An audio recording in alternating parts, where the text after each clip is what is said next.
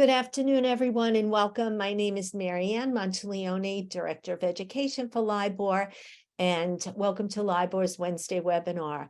I just read someone's bio, our guest speaker today, and I am so thrilled that she is with us, Lynn Madison of Lynn Madison Seminars, and I'd like to introduce her formally and then welcome her on behalf of LIBOR. I don't want to miss anything. So settle in and I'll tell you a little bit about Lynn Madison. Lynn is the owner of Lynn Madison Seminars, a full-service training and development company devoted to advancement of professionalism in real estate. She was a top producing agent as well as an award-winning managing broker for years prior to turning her talents to focus on education. Lynn is a Hall of Fame Golden R major investor, President Circle RPAC investor, and has served on numerous NAR state and local committees and currently serves on NAR and Illinois Pro Standards committees, as well as her local broker lawyer, RPAC fundraising and education committees. Lynn served as her 20,000 plus association president in 2016, was Illinois Realtor of the Year, 2011, and the Real Estate Business Institute, REBI, Distinguished Educator of the Year for 2022. Lynn is a primary author of the ABR, SRES, RENE, PSA, and SFR courses for NAR, as well as writing the pre-license curriculum for Illinois Realtors Pre-Licensing School. Lynn's involvement at all levels of our business has given her insight and examples that she brings into her classroom. It also gives her 3 of her favorite sayings: 4 cents and a chicken. Is that the hill you want to die on? And stay in your lane. So welcome, Lynn. We're thrilled to have you with us. Thank you. Thank you. Thank you. So anytime my bio gets read, my introduction, 2 things come to my mind. One of them is I need to get a life. And the second one is, isn't it nice when you have your mother write your bio for you? No, she didn't, but I'm thrilled to be here with you. Thank you for inviting me. And I'm glad you're here with us because we're going to talk for this hour about our value proposition, why the consumer should choose us. Most specifically, we're going to focus on the buyer side of it.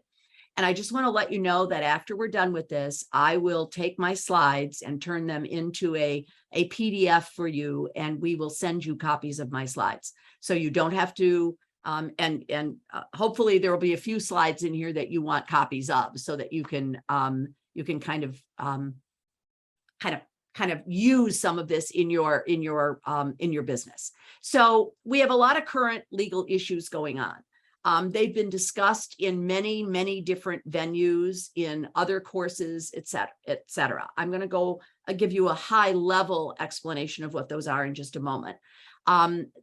These lawsuits, by the way, are constantly changing as they go through the courts.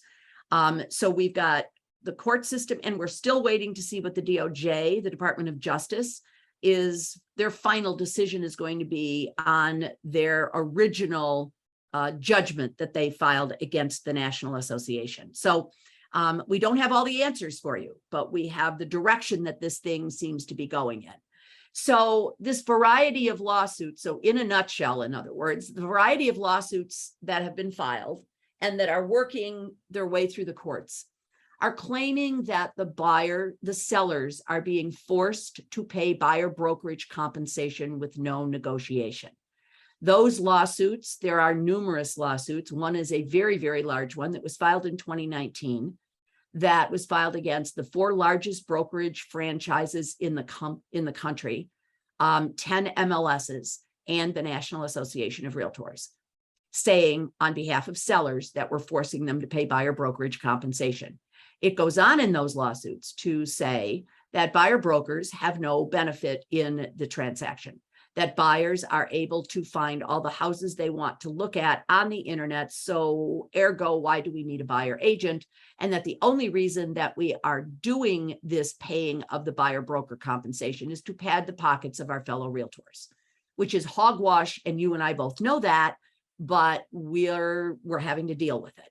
It goes on in those lawsuits to say that that buyer agents will not show the property if the compensation is too low, thereby pushing the fees up to the sellers. And we all know that it's a violation of your license law, I'm sure. I don't even have to read your license law to know that your license law says that you have to put the client's interest ahead of everyone else's, including your own. And that's what the Code of Ethics says. So even if the license law doesn't, the code does. We can't be picking and choosing which listings we show based on the offer of compensation. So that lawsuit's got flaws in it the size of New Jersey. Okay, so the DOJ filed a lawsuit that was also the precursor to the NAR changes that were made for 21. I'm sorry, for 22. So the Department of Justice's lawsuit basically said that the buyer broker compensation has to be made publicly available, that buyer agents can no longer tell the buyers that their services are free, that we cannot limit who shows our listings to only those who have key box access. In other words, we have to stop circling the wagons and not allowing non-realtors to show our listings.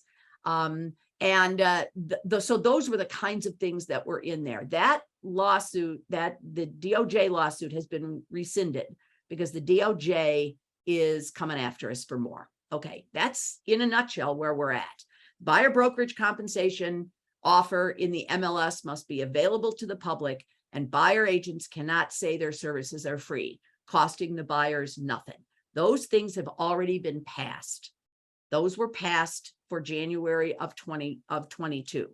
So there are already MLSs that have changed their policy on mandatory offer of compensation. There are many MLSs, no, there are 5 that we know of. Doesn't mean there's not more that have now made the offer of compensation optional in the MLS. So most of us, when we put our listings in the MLS, we have to put in an offer of compensation. Now that can be $1, but it has to be some offer of compensation.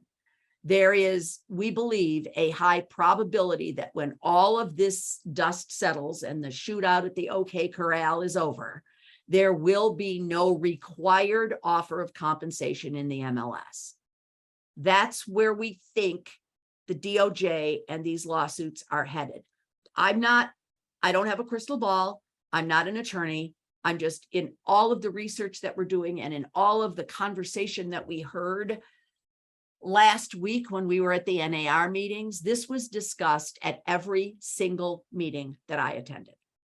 Not in the depth that we're discussing it, just what's going on with the lawsuits. So what does all of this mean? The compensation conversation that we have with our clients is going to have to change. There is a high probability that you're going to need a buyer representation agreement to get paid. In other words, if there is no offer of compensation in the MLS, how are you going to get paid on the buy side? So we're going to have to effectively communicate our value proposition to our clients. And most importantly, we need to refocus what we're doing with the buyers. I think that most of us do a more than credible job to outline our value proposition to the sellers, because otherwise they will not sign that listing agreement. And we have always taken the time to do that. We spend an hour and a half with the sellers at their home, explaining what we do to help them get the most money, the quickest sale with the least amount of inconvenience, and get them to the closing table. And then we say, I need your signature sign here. Unfortunately, what we do with the buyers is that we don't take the time sometimes to have these conversations. And some of us aren't even used to articulating our value proposition to the buyers.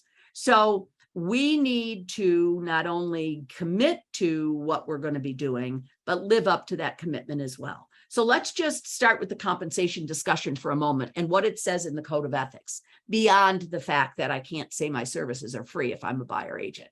It says in Standard of Practice 1-12 that when I'm entering into a listing contract, I have to disclose to my seller how much we are paying out to the co-op broker. It says that. So if I am charging X and paying out Y, and we're here talking about antitrust and all of that. So I hope you realize I'll use X's and Y's as much as I possibly can. Okay.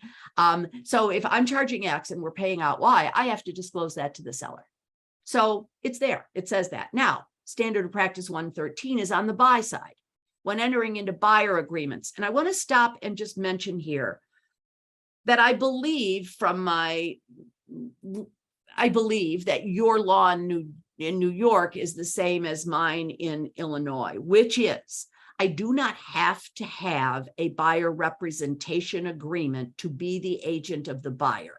I do have to give them disclosure forms, but I am the agent of the buyer by saying, hi, I'm your agent. Let's go look at houses. Here's my disclosure form, sign here. That's not a buyer representation agreement. So it doesn't say written buyer representation agreement. So if you are representing the buyer, even with a verbal agreement, okay, which was my purpose in bringing that up, I am supposed to be disclosing to the buyer the amount of compensation they are going to owe me. Well, if I'm not using a buyer representation agreement, then they don't owe me anything. But look at number 3.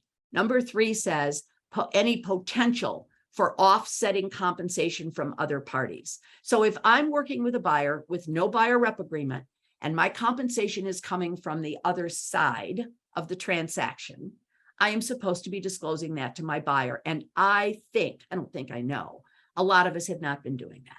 So yes, we have to disclose to our clients, to the seller, it's how much we're paying out to the co-op brokerage. And if I'm a buyer agent, it's how much I'm going to make when I sell that buyer a property. All right. So just to also bring this to your attention, this is not just a conversation that is being had within the realtor space. This was from an article in the Wall Street Journal earlier this year. How should real estate agents be paid? And they had this whole article and about many researchers and consumer advocates believe it's time to change the commissions that home sellers pay. And there were 3 researchers who discussed some alternatives of how we should get paid. And I'm going to tell you that it was starting off with split. The seller should be paid. The seller should pay the listing brokerage. The buyer should pay the buyer brokerage. That was the recurring theme. So this is not just something that is confined to knowledge that we have as realtors. I seriously believe that your clients are going to start asking you about this. And also when the offer of compensation is being made publicly available. And what that meant was, so let me just go back to that for just a second. All of the MLSs had to put in the IDX feed, which is the feed that goes from your MLS to your websites. They have to put in there how much the buyer brokerage compensation is. It's up to your brokerage company to decide whether or not they're going to publish that on your websites. I do know, I'm from the Chicago area. I do know that here in Chicagoland, many of our brokerage companies, it's on there. So if I'm a buyer and I go to the website, it shows me right there that the buyer broker compensation is 2, 2.5, 3, 3.5, whatever it is. Okay. That means that the consumer is now starting to ask about that. So I just wanted to make sure that everybody knows this is and now I said this earlier today because I'm in my lunch hour from doing another webinar. I said earlier to my class today, I believe that now that the election is over and the news channels don't have something to talk about the election, this is scary to me because I hope I'm wrong, but I do believe that we're going to start seeing some more news coverage of all of this. It affects pretty much the whole entire country, anybody who owns a home or wants to buy a home. So it affects everybody. I think you're going to see more of this being discussed about what's going on. All right. So what if there is no mandatory offer of compensation in the MLS? So I took 15 minutes to get us all to understanding why we're even having this conversation, because we believe that when they're done with us, there's a high probability that you're going to find there are times where there is no offer of compensation in the MLS. So if there is no offer of compensation, how will you explain compensation to the sellers? How will you get paid as a buyer brokerage? And how will this change what you say and do with your clients?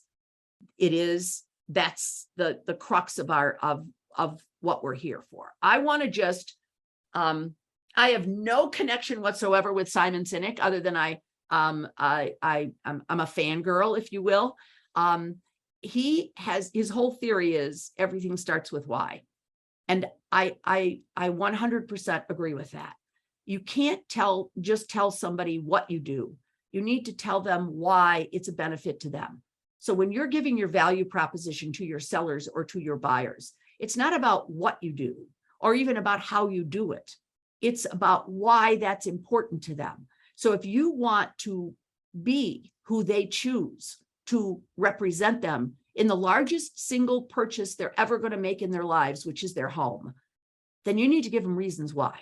And if you've never read any of Simon's books, if you've never listened to Simon on TED Talks or YouTube, I encourage you to do so, because he's got some amazing thoughts on what motivates people and good, and I'm going to say it, sales techniques about how to communicate your value proposition.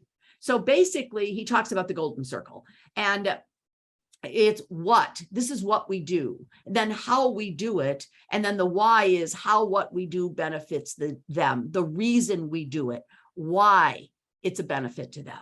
So I bring that up because I'm going to show you an example of that in one of the handouts I've got for you. So what we do is important. They don't know what we do. Seriously, folks, I'm telling you, the average consumer has absolutely no idea what we as real estate agents do. I do know a couple of attorneys who are very, very, not NAR attorneys, because they're not saying anything, but I did hear that the depositions and the discovery that is going on during this time on that big lawsuit, the one that was filed against the 4 big brokerages and the 10 MLSs and all that kind of stuff, is eye-opening. That was the phrase he used to the attorneys and the plaintiffs, that they didn't understand half of what it is that we do. They don't know what we do. So to get commitment, we need to show them how what we do benefits them in their transaction. It doesn't make any difference how automated businesses get. People still need trusted advisors. They still need someone who is going to help them maneuver and get through a very difficult, emotional and paperwork-wise transaction. So the idea that they don't need us anymore is just, I think, a lot of noise on the side here, because they do. So let's get started with the sellers for just a moment. When you sit down with a seller, you need to look at what's your competitive advantage. That's what you're there to talk about. You're not there to talk about dissing the other brokerage company. This is not about what they do wrong. It's about what you do right. So I wanted to just share with you, and again, you will get copies of all of this. It won't come to you immediately. I need to package it all together for you. But this is what I have been using in my training here in Illinois and in other states for a number of years. This is what we do. This is how we do it. And this is the benefit to the client, the value, the why. So I know that I can go find from different websites, including NAR, a list of 185 things that your agent does for you. I'm a real skeptic. I don't think the average homeowner who's selling their home or the average buyer who's buying a home is going to read through a list of 185 things that we do. I just don't believe they are. This is our opportunity to break it down into large chunks. My examples, you can use and do with them whatever you want. We assist in proper pricing. We do a thorough CMA. We're aware of what's sold, what the competition is, and how your home fits in with all of them. So, Mr. and Mrs. Seller, you do not want to leave money on the table by pricing too low, nor do you want to price your home so high that your home is used to sell other well-priced properties. And you and I both know what happens. You and I both know that when you've got a listing that's $50,000 overpriced, it gets showings, but it doesn't get any contracts because the other houses around them that are priced right are selling. we need to communicate that with the seller. We need to get them to understand that because a lot of times I even have agents who go, well, it can't be overpriced. I'm getting showings. It's like, oh no, you're going to get showings if it's overpriced. You're just not going to get any contracts. And it goes on to talk about constantly analyzing the market, about using your MLS data, your MLS analytical tool, whatever it's called. Ours is called InfoSparks, and that we're trained to analyze the data because, and this has always been a phrase I've used with my clients, you want the market chasing you, not you chasing the market. Well-priced properties sell for more and they sell faster. And we need to adjust our price because it can be a critical component when the competition changes. I need to make sure that we are staying ahead of the market and we're not chasing it, because we've got statistics, and you look at the any of the profiles of home buyers and sellers that NAR puts out. It's been there for years, and it's the same for this year because the 22 report is out, that the longer the house is on the market, the less the sellers get for it. The sellers were getting 100% of their list price in the first 3 weeks, 4 weeks it was on the market. The longer it's on, the less money they get. And then you add to that how many times they reduced the price, and now they lost money. So they would have been better off pricing it right in the first place. So we need to have that conversation. It goes on to talk about marketing their property and negotiating on their behalf. And so what we've done is given you, this is what we do, this is how we do it, and this is why it's a benefit to you, because you need to do this for every one of these steps, because otherwise they don't know what we do. And I also included in here, because there are still pockets of our markets that are a seller's market. We have pockets across the country. You know what part of the problem is? I hope I don't run out of time here, but part of the problem is that the buyers and the sellers are listening to the media. And they're talking about how the prices have plummeted, that's not true in every nook and cranny of the United States. And it's not even true of every nook and cranny of Long Island. Because I don't even have to know Long Island to be able to say what I'm going to say next. There are always going to be parts, no matter what the market is doing, that are a seller's market. That when you put a property on the market in that subdivision, in that area of town, there's a bidding war because everybody wants to be there. We know that.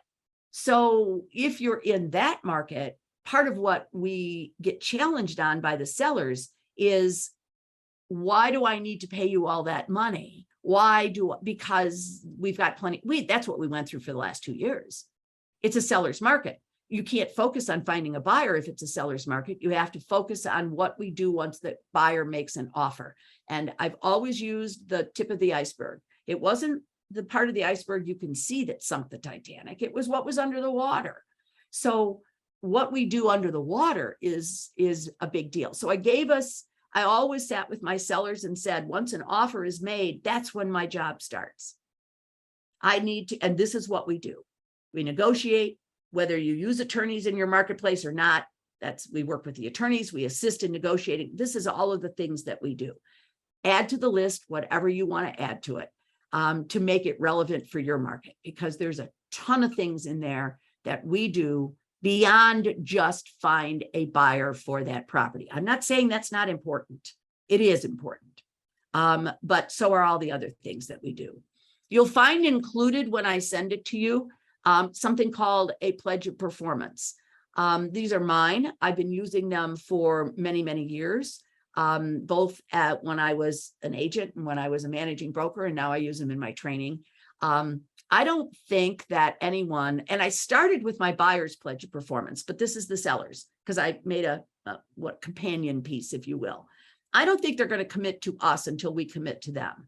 So this is just going through what it is that I pledge to do. Now, remember, mom's advice, you better under promise and over deliver. So when you get this, do not just copy it, hand it to people, read it, edit it, change it, make it yours. But it's some thoughts that you can use to pledge to the sellers what you're going to do for them. All right. So the compensation conversation with the seller. The compensation our brokerage charges to put into place everything we need to do to get you the most money, the quickest sale with the least amount of inconvenience, and get us to the closing table is X. In our marketplace, most of the buyers do not have an extra 2, 2.5, or 3% after they've paid their down payment and their closing costs to pay their brokerage out of pocket. Most buyers want to include the buyer brokerage side of the compensation in the offer they make to you. In other words, put it in the price they pay and pay it in their mortgage.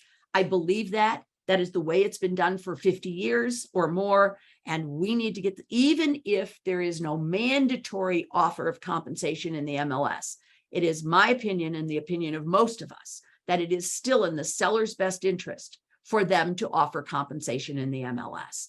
And NAR has got for us a lot of different things that we can use. They are at competition.realtor, and this one is the economics of buying a home. And this one outlines basically what I just said, which is the typical American household. How much money do they have?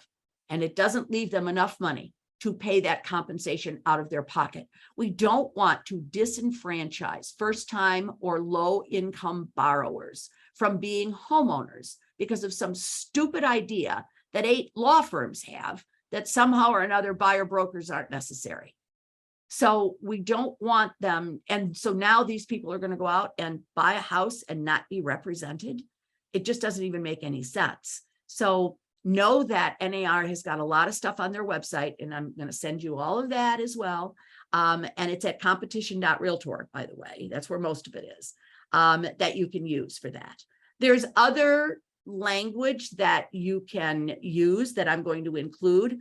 The other issue, so we need to talk about what we're going to offer to the buyer brokerage. And we don't want them to feel that we got to be careful about antitrust. In our marketplace, the buyer brokerage compensation varies greatly. Our offer cannot possibly cover each and every one of the formats that may be out there, but we do want to offer what a buyer may be responsible to pay their brokerage, so they do not have to negotiate compensation with you at the same time that they're negotiating other issues of the purchase. So what were you thinking for compensation to the buyer brokerage?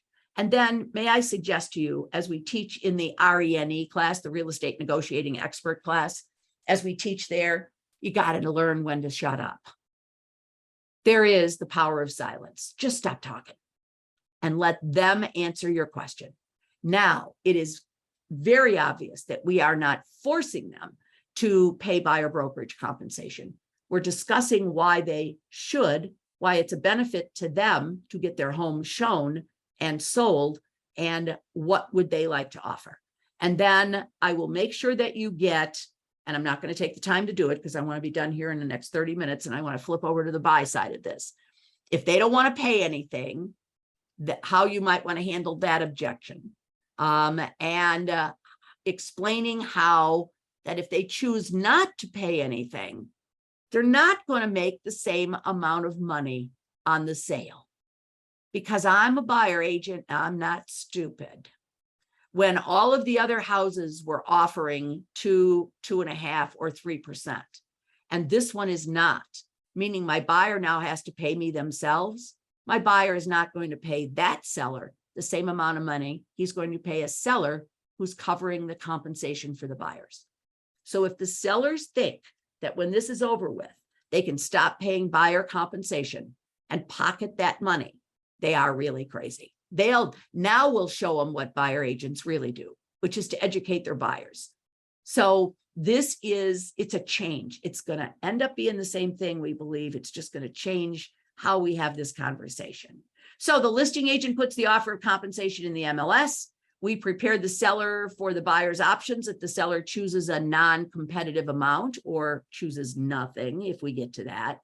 And if the amount that's offered does not cover the amount in the buyer rep agreement, the buyer can and probably will use the sales contract to ask the seller to pay the difference. You and I cannot use the sales contract to try to get, I cannot use the sales contract as a buyer agent to get more money out of you, the listing brokerage. We are not parties to the sales contract. When I have time to do this bigger version of this that we're doing here for our lunch hour, so to speak, we go into that. But we can't use the contract, but the buyers can. it's really no different than the buyer asking the seller to pay closing costs. So yeah, they can negotiate it. So now I'm going to skip over that. I will send it to you, but I want to get on to that. I mentioned, and I skipped over a couple of slides, but the bottom line is the buyers don't have extra cash. And what I skipped over was explaining that the lenders won't let them add it to the mortgage, and they won't. They'll let them include it in the mortgage, but not add it to the mortgage. So you'll see when you get the slides how I kind of explained that. They can't buy the house for $100,000, put down $90,000, and then mortgage $93,000. The lenders won't let them take that $3,000 out of the transaction and pay. They're not going to let them do that. But they will allow them to pay $103,000 for the house, and the seller pays the commission. That's the way we've been doing it all along. If the buyers do pay it themselves, they're going to pay the seller less. So it ends up being the same thing. Compensation comes out of the agreed upon price, the buyer is willing to pay, and the seller is willing to accept. The only thing that's changing is how we explain all of this. Because if it comes down to there is no offer of compensation in the MLS, the bigger issue is how we're going to explain all of this to the buyers. I think that we'll be able to do this with the sellers. What bothers me or scares me a little bit is listing agents who don't know how to have this conversation with their sellers. I think that when this happens, you will find I've now said it's 50, in my mind, it's 50%. Half the listings in the MLS will have zero compensation in there to the buyer brokerages, because the listing agents will take the path of least resistance and they will not have this conversation with their sellers. The other half will do what's in the best interest of their sellers, take a deep breath and learn how to explain it.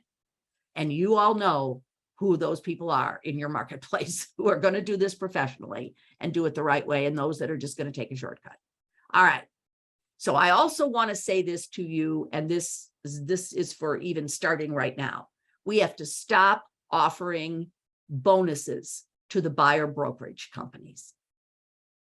Are we saying that the buyer agents will now show our listing because we're offering more compensation? If that's what we're saying, and it is, then we might as well line up and tell these lawyers that we're there to testify against us for the plaintiff. Because, ladies and gentlemen, that is exactly what the class action lawsuits are claiming we do, and it's a violation. We need to stop adding to the problem by giving them more ammunition. If your seller is thinking about reducing the price of their home by $5,000, then maybe you should, instead of offering a bonus to the buyer agents, offer the bonus to the buyers. Offer to pay the buyer's closing costs.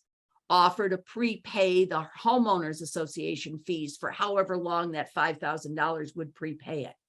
Pay their title charges. Buy down their interest rate. There's a ton of different ways that you can get that money into the hands of the buyers. Perfectly legit. Lenders have no problem with it. And it makes way more sense than offering a bonus to a buyer brokerage. We need to stop. And I'm already seeing bonuses in parts of my MLS. And it's like, I just want to pick up the phone and tell everybody, do you even know what's going on in the world right now? Stop offering bonuses. But I've always felt that way about bonuses. So this just reinforces what I've always thought. All right. So let's flip the switch here for a minute and let's talk about the buyers for our last 30 minutes or so. What makes you stand out? Why are you unique? Why should this buyer work with you to the exclusion of the other agents? Whether you get a buyer representation agreement signed or not, you still want them to be your client. I believe you're going to need buyer representation agreements in order to get paid, but that's coming down the road. I hope you're using them now. We advocate in the ABR, the Accredited Buyer Representative course, we advocate the use of buyer representation agreements for a variety of reasons, not just compensation. So to get commitment from the buyer, we have to show them what we do. And they believe, many buyers believe that they have all the information they need to be an educated buyer because they've been on the internet. And we know that what they're finding on the internet is not necessarily even right sometimes. And it's especially not right depending on the state that you're in. We even see it as realtors. I don't know if any of you are on any of the Facebook groups for real estate. I'm on 2 of them. I used to be on a lot of them, and I've taken myself off of most of them. I'm staying on just the 2 that I'm on to just watch what I never post. I never will. I don't want my name anywhere near what some of these crackpots are saying. Okay. But I want to see what it is. As somebody said to me the other day in class, I could write a whole CE class based on what I read on these sites. That is very true.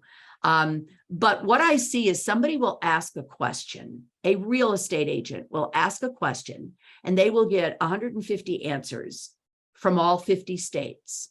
They're in Wyoming, but they got an answer from Rhode Island.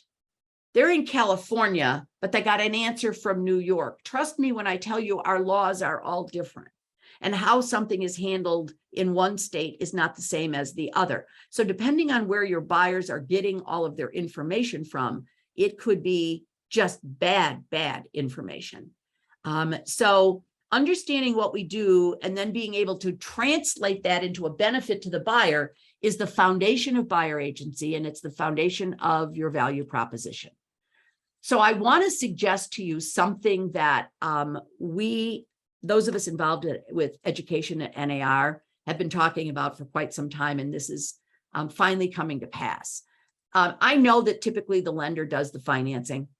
I know that we have tried to stay out of the financing side of the business, but we believe that you can help your clients better if you know about mortgage programs. For example, we've got a down payment assistance program going on in Illinois right now. And it's not just for first-time home buyers, and it's not just for low price ranges. It's a down payment assistance to anyone who has not owned a home in the last 3 years. It's to try to get some of the people who lost their houses back into the housing market. Well, I need to know about, not all lenders are handling that program. So the more I know about financing and if there's options, the more benefit I bring to my client. There are still buyers who believe they need a 20% down payment. We need to be able to explain TRID to them. The TILA-RESPA integrated disclosure is not being used the way it was designed. Your buyer can make a mortgage application at more than one lender without paying that lender a dime. The lender has to give them what's called an LE, a loan estimate. Your buyer lays that out in front of them, and they decide which lender they want to go with based on the rate and the terms and what's best for them. This does not affect their credit. It's considered one soft pull on their credit. And that's the same as when you go to buy a car. For the 30 days prior to you buying a car, anytime you went to a car dealer and they pulled your credit before they ever let you even take a test drive, that was all considered to be one pull. And we need to know all of this. Not all of the loan officers out there provide this kind of service. And this can be a big part of your value proposition, is your understanding how the whole financing thing works. I just want to let you know that there is a brand new course that NAR has created called the Home Finance Resource. It is specifically designed for us as agents with boots on the ground to make sure that we know enough about financing, not to be a problem, but to just be able to explain, as it says here, key pieces of the loan origination process so that we can help our buyers through all of this. So I just wanted to mention it to you because I believe even if the HFR course was not available, the fact that it is gives you the insight you need, but talk to a loan officer. If you don't want to do this, at least talk to a loan officer and have them give you the upside, what's going on in the market. Okay. Mr. and Mrs. Buyer, our session today won't take a long time, probably just 20 minutes or so. And here's part of the problem. We do not have enough time, neither this morning or when you're with buyers, to go through.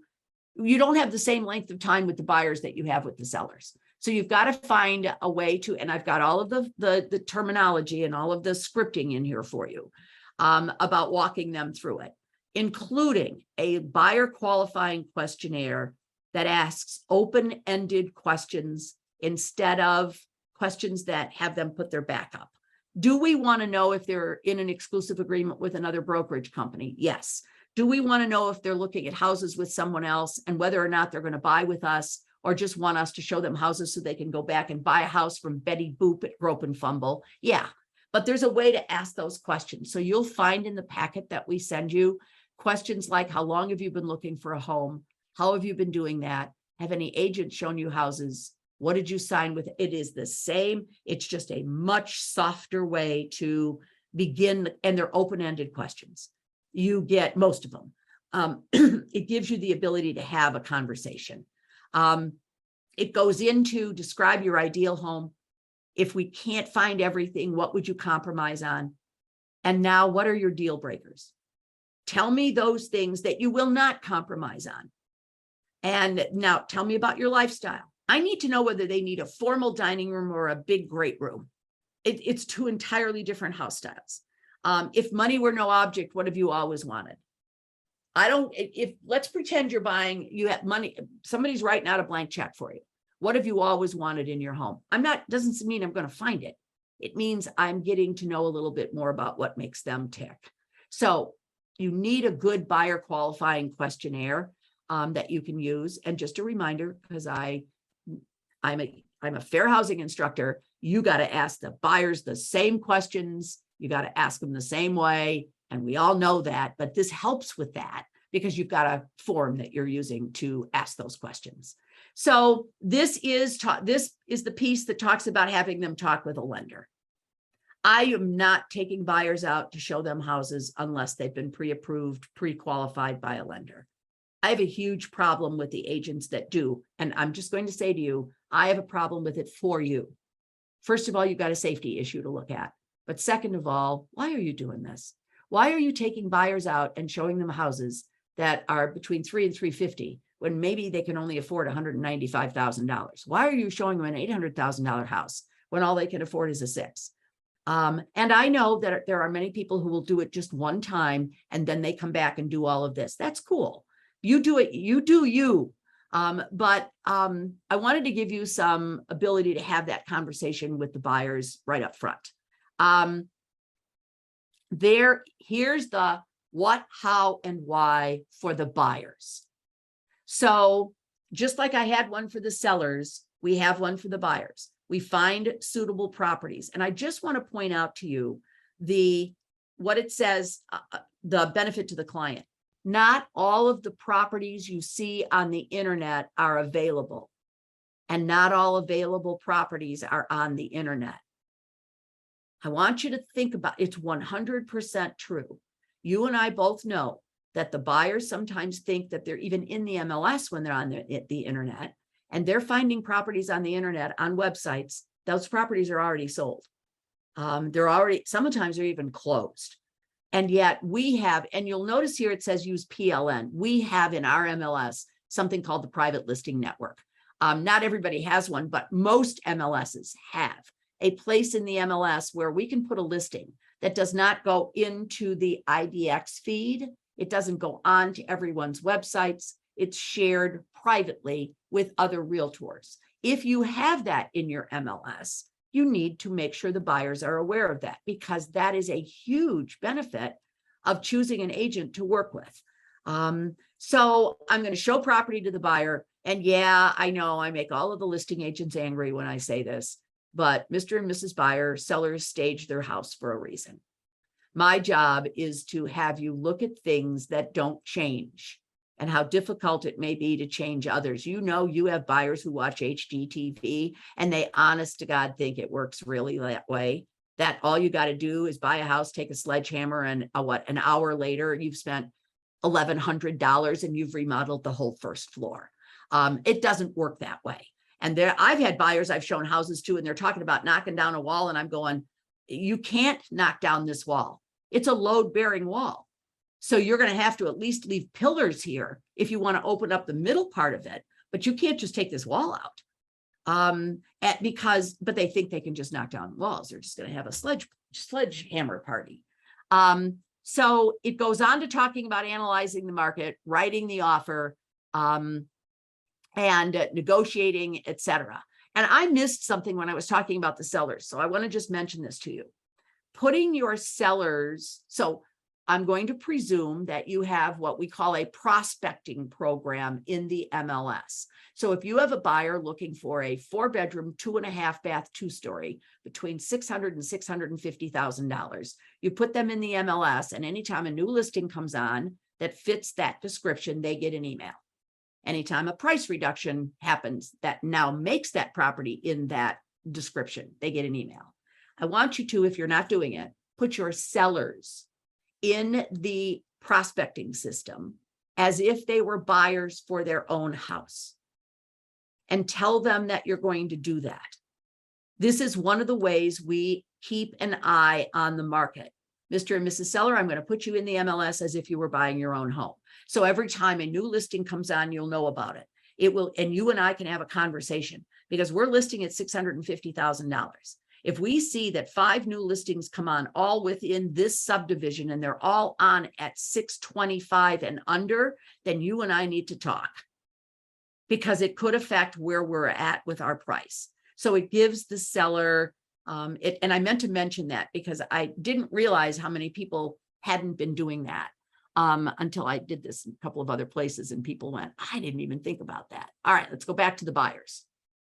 One of the complaints the buyers have in that home buyers and sellers report that NAR puts out every year, and the new one is available on NAR's website now. It's called the Profile of Home Buyers and Sellers, is that the buyers didn't understand the process. It was ranked number one thing that their buyer agents did for them is find them the right house. Okay, of course we did. But the next thing after that is help them understand the process. I think you should give your buyers a copy of your contract, not a blank copy. I think you should do it for your sellers. You fill in the contract with your median sales price and what typically happens in your marketplace, and then highlight the 4 or 5 paragraphs they really need to pay attention to, because I think it helps them to be able to negotiate if they understand, and it helps you be able to get them to help to write the offer if they understand what the offer is all about. It's our job to explain the contract to them. So this is just some ideas about the buying process, and then their list of possible expenses. The buyers have no idea of what this is going to cost. I've had agents say to me that when they sat down to write the contract, they said to the buyer, now you're going to have your earnest money. They don't even understand that. I'm going to attach for you in what we send to you. I'm going to work on it tonight. I'll send it over to the association tomorrow morning. It's a survey that was done. I don't even remember by who, but they asked generationally for people to describe what was a down payment, what was closing costs, what was APR. They failed miserably. They don't understand what these things are. So just a thought about making sure that we're talking value proposition here, guys. We're talking about, why should you choose me? Why am I the right agent for you to be finding your new home with? You want to help them as much as you can. So there's a lot of time and work involved. I'm not going to go through because I'm looking at the clock. I'm going to make sure that you get all this scripting. But I wanted to tell you about the pledge of performance on the buy side. I was the top producing agent. I'm not patting myself on the back. I'm just telling you, I was the top producing agent in my company, and we had over 2,000 agents. And I had started out as primarily a buyer agent because that was my sphere of influence. I was young. My friends were all young. They were not homeowners. They were buyers. And I realized after a while that I was tired of showing houses to buyers who ended up calling me and saying something like this: hi, Lynn, it's Jack and Sally Buyer. We just wanted to let you know you're going to be so excited for us. And I'm thinking, oh, no, I'm not, because they're about ready to tell me they bought a house and they bought it with somebody else. Because buyers don't understand. They think that we are just sitting around drinking Starbucks, paid for by our brokerage companies because we're on salary, driving our nice cars, just what they think were interchangeable parts. I got tired of it. And I said, I'm going to use buyer rep agreements. And that was before they were even legal in Illinois, but I was too young and stupid to know I wasn't supposed to be using them at all. My managing broker never stopped me. So I realized that they were never going to sign that buyer rep agreement with me unless I committed to them. So I broke this down into 4 sections. Because I'm committed to preparing you to be an educated buyer, I do all of this. Because I'm committed to helping you save time, I do this. I'm committed to helping you find the best value, I do this. I do all of this plus, and the last thing on there is receive compensation only when we have a successfully closed transaction. And when I started using this, I had people who went, really? I didn't realize that. I thought, and that's when you start hearing all of these misconceptions of what we do. So use it. Again, you need to read it. You need to take off the stuff you're not going to do. You need to add stuff to it that you do that I might not have. No one's saying that this is a thorough list, but what we were trying to do today for you is put together something you can use in your value proposition with the buyers and the sellers, because I think you're going to need this stuff with the buyers. I think you're going to need to be able to make sure that you are communicating what it means for you to be a buyer agent. This one is have fun with this. This is not anything legal. This is not anything. This is just kind of like my random thoughts that I've compiled over the years. Just use it. It's just some home buying guidelines, highlight the ones that you that are really pertinent to your marketplace. Have a conversation with your buyers, because every single one of these is absolutely true. So again, you doing the same thing with all of your buyers is so important. And getting some consistency into what you're doing makes a lot of sense. Okay. And then this is pretty much wrapping it up. Everything we do, Mr. and Mrs. Buyer, depends on whether it's a buyer's or a seller's market. Currently, we're in a seller's market. Let me share with you, and that may not be true, but I have to go with something here to give you a script. Let me share with you some information from our MLS that shows us what is currently happening and now where are you showing them houses? Because guys, if they are using what they're hearing nationwide, they're getting bad information, because what's happening nationwide may not be happening for you in your marketplace. So use your MLS analytics tool to explain what's going on in the market. And then the buyer compensation issue. So what I'm going to be sending to you is a conversation that you can have. And I wanted to focus this more on the value proposition, which is what they wanted. We all agreed that they wanted me to do. This is not the value proposition as much as it's how to explain compensation. So I wanted to include it because I think it's extremely important that you have this conversation about, if you have a buyer rep agreement, how is it going to sound? And if you do not have a buyer rep agreement, how do you have the compensation conversation? But the compensation conversation has to come after the value proposition. Trying to put the compensation conversation, think about how the format you use for your listing presentation. Does that make sense? We don't talk about compensation in the beginning. We talk about everything we're going to do. And then we talk about getting paid for the value that we bring. So that's why I wanted to make sure that I included it for you, but I knew I wasn't going to have enough time in 1 hour to get everything done that I wanted to do.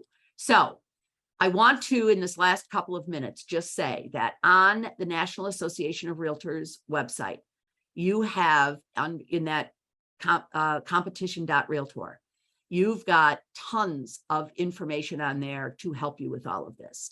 There is information on there on on commissions being negotiable. There's frequently asked questions about competition.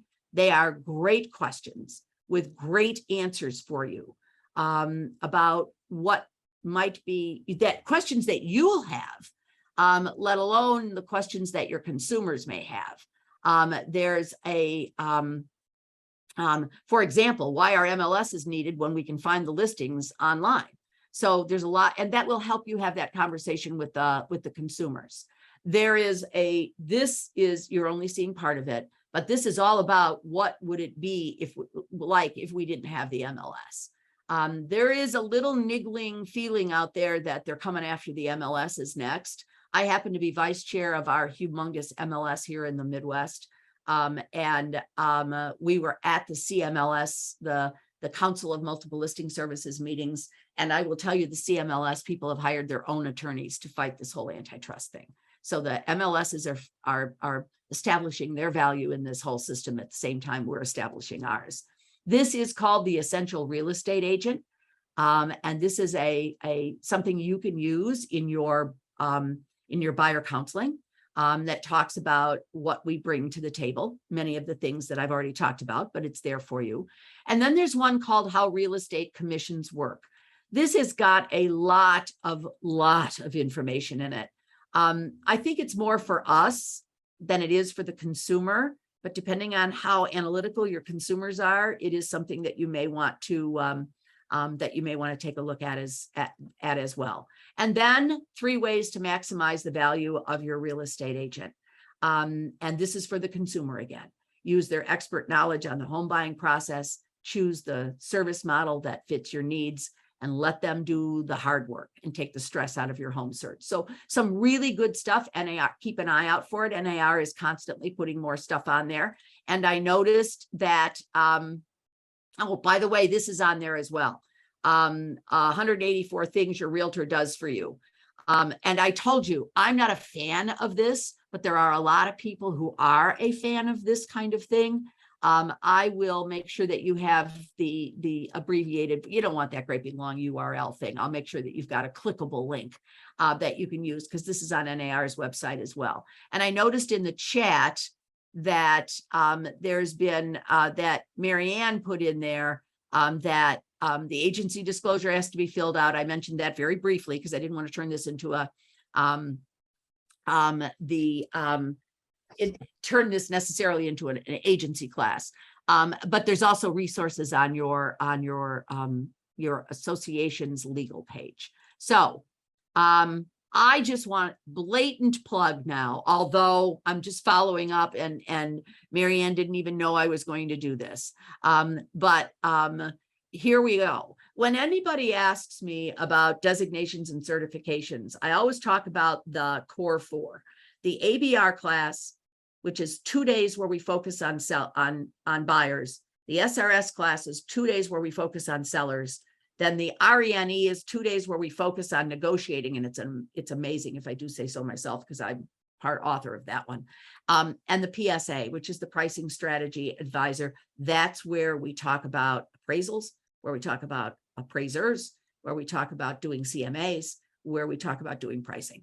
So just wanted you to think about taking what we talked about for just 1 hour and taking it to the taking it, if you will, to the next level. So yeah, that's me dropping the mic, folks. So thank you for joining us. I know we didn't leave any time for Q&A, but I kind of had the feeling that was going to happen, Marianne, because of the topic. That's fine. Okay. There's so much great information, so many great resources. And someone was asking about, I couldn't grab the site fast enough. Where can they go to the NAR site that had all of those FAQs? Okay. So if they go to competition.realtor, so just competition.realtor, or just go to NAR's website and put competition in the search. Mm-hmm. Either way, it'll take you to a lot of that stuff that I was showing. Great. And Yeah. Lynn has been kind enough to share her slides with us, and she will send them to Yep. LIBOR, and we will put them under our Wednesday webinar within a day. We'll have this recording so you can absorb the information again, and then the slides as well. This was amazing, and we thank you so much for taking time out of your Thanks for having busy- me. It was fun. It was You're fun. welcome. So We plan to be back. I hope so. I'd love to. Okay. Bye, Thank you everybody. so much. Bye, everybody.